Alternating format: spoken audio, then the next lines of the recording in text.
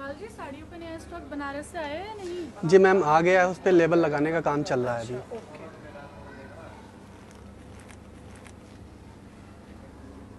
नमस्ते सर, आइए आइए बैठिए सर। क्या दिखाएं, साड़ी, सूट या लहंगा?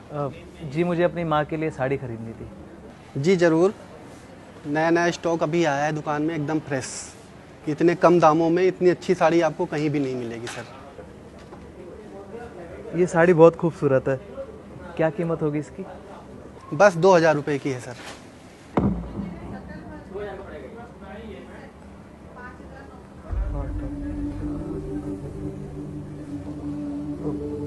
जी मुझे इससे कम दाम में दिखा दीजिए साड़ी।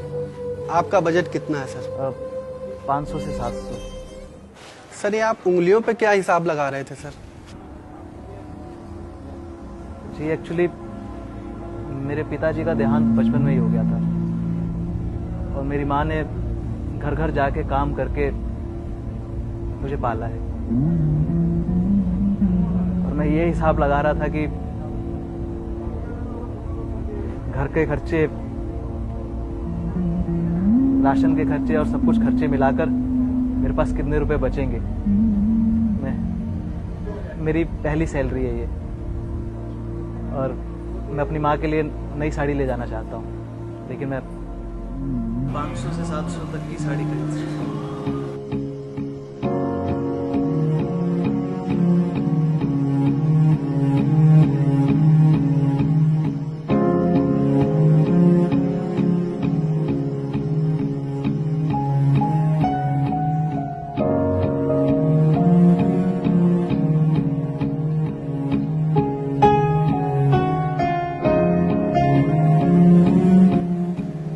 सर वैसे तो ये साड़ी 2000 की है, लेकिन अभी सीजन नहीं है तो ये साड़ी आपको 50% डिस्काउंट पे 1000 रुपए की मिल जाएगी।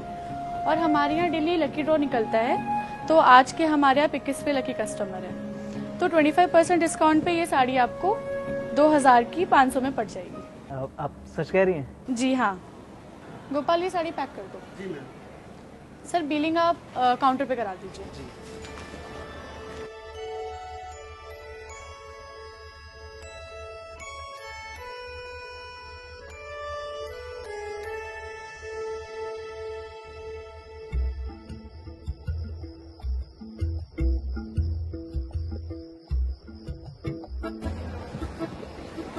गोयल जी, मुझे आपसे एक बात पूछनी थी। आपने उस लड़के को ऐसा बोलने के लिए क्यों कहा?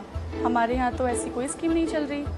बकाया 1500 रुपये आपने दिए, वो साड़ी फ्री में भी तो ले जा सकता था और आप सारा बिल भर देते। उस लड़के में मुझे अपना पास्ट दिखाई दिया। मेरे पिता की असमय मृत्यु के बाद मेरी सारी जिम्मेदारी मेरी माँ पर आ गई थी। मेरी माँ ने अपनी पसंद का कभी कपड़ा नहीं पहना, अपने दिन रात की कमाई से मेरी परवरिश की है। उन्होंने मुझे पढ़ाया लिखाया, अपनी जरूरतों को हमेशा उन्होंने अनदेखा किया।